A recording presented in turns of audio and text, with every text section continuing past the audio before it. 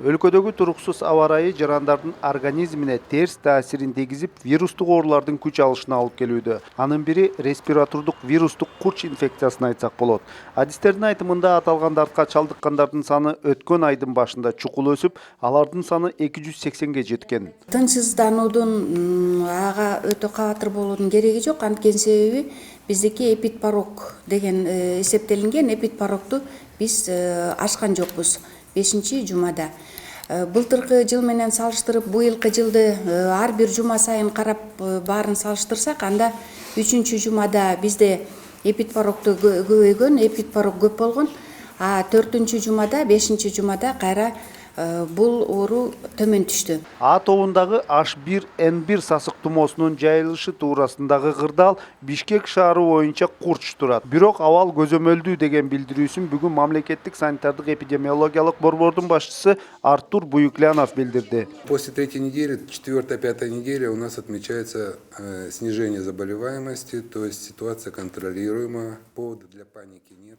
Жарандардын кооптонуусуна учурда негиз жок. Окуу жайларга карантин жарыялоого же жабууга барбашыбыз керек. Ал үчүн биз баардык чараларды көрүп жана алдын алып жатабыз.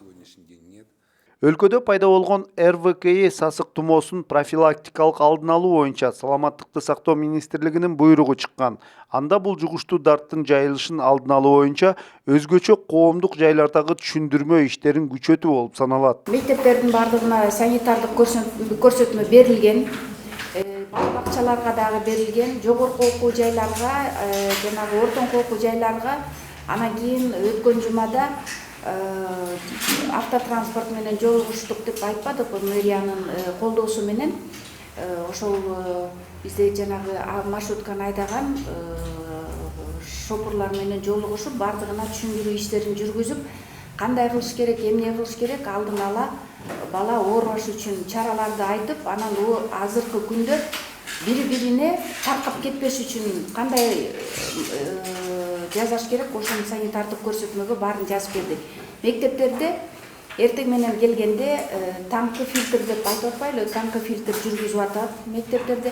Эгерде баланыкы мурдунан суу аккан же болбосо температурасы көтөрүлгөн же башы ооруган боло турган болсо, анда ошол ар бир мектепте медициналык кызматкерлер бекитилген, алар иштеп жатат. Анда ал баланы консультация жасаганы үй бүлөлүк дарыгерлер борборуна жөнөтүп атат, жана ата-энесине кайрылып, ата-энесине айтып, баланы сабактан жөнөтүп атышат. Но андай азыркы күндө мен жогоруда айтып кеткендей 6% түзөт ушу ооруган балдардын саны аз мектепте. Эгерде үйдө адам денеси ысып, температурасы көтөрүлүп, башы ооруп, жана ОРВИ болуп баштаганда эшикке чыкпай, жумушка барбай, ушу үйдө калган оңда. Ана үйдө жана температурасын өлчөп, 38,5тен ашып кетсе, же парацетамол берип, кичинекей балдарга аспирин бергенге болбойт, осложнениялары көп болот да. Анан көбүрөөк суюктуктан ичип, жана морс, компот деп атпайлыкпы, ошо витаминдештирилген суусундуктарды көп ичиш керек да. Адистердин айтымында жарандарды жугуштуу оорулардан алдын алуу боюнча эмдөө процесстери толугу менен колго алынган.